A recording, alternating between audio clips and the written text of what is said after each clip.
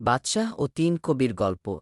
এক বাদশাহ স্বপ্ন দেখলেন যে তার সবটি দাঁত একে একে ঝরে পড়ে গেছে। ঘুম থেকে উঠে তিনি বেশ দুশ্চিন্তায় পড়ে গেলেন।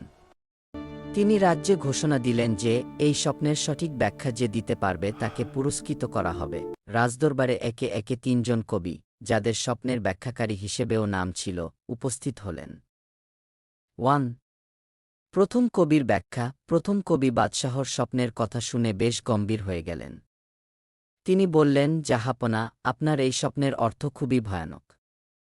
এর মানে হল আপনার চোখের সামনেই আপনার পরিবারের পরিণাম। বাদশাহ এই নিষ্ঠুর ও অশুভ কথা শুনে প্রচণ্ড রাগান্বিত হলেন। তিনি কবিকে কারারুদ্ধ করার আদেশ দিলেন। দ্বিতীয় কবির ব্যাখ্যা। দ্বিতীয় কবি প্রথম কবির পরিণতি দেখে কিছুটা ঘাবড়ে গেলেন। তিনি একটু ঘুরিয়ে বলার চেষ্টা করলেন, মহারাজ, আপনার দাঁত পড়ে যাওয়া মানে হল আপনার প্রিয়জনদের বিচ্ছেদ। যদিও কথাটি সত্য ছিল, কিন্তু এটিও বাদশাহকে কোনো সান্ত্বনা দিতে পারল না, বরং তাকে আরও বিষণ্ণ করে তুলল।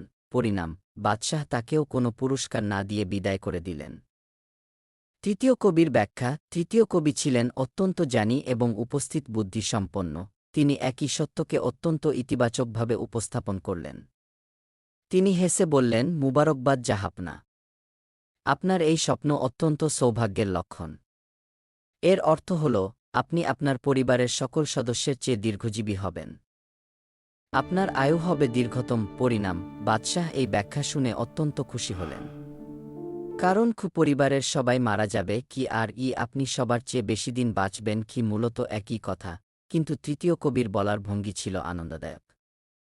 বাদশাহ তাকে দেয় এবং তাকে পুরস্কৃত করল এবং সবাইকে নিয়ে আনন্দে খানা খেতে বসল। গল্পের শিক্ষা। সত্য কথা বলা জরুরি, তবে তা বলার ভঙ্গি এবং সময় নির্ধারণ করাটা তার চেয়েও বেশি জরুরি। অপ্রিয় সত্যকে সরাসরি না বলে কৌশলে ইতিবাচকভাবে উপস্থাপন করলে অনেক কঠিন পরিস্থিতি থেকেও মুক্তি পাওয়া যায়।